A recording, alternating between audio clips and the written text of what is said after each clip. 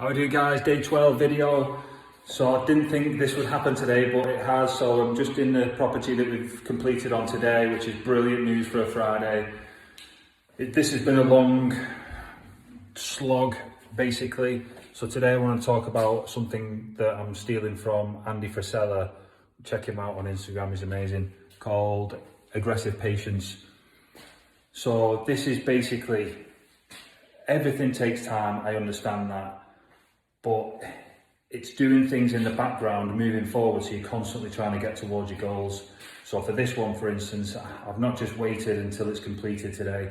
In the background, I've been prepping the guys ready to come in next week, keeping in touch with the agent, pushing the solicitors, everything like that. So I've been trying my best to do what I can. Again, back to yesterday's, controlling the controllable. I can't control the solicitors.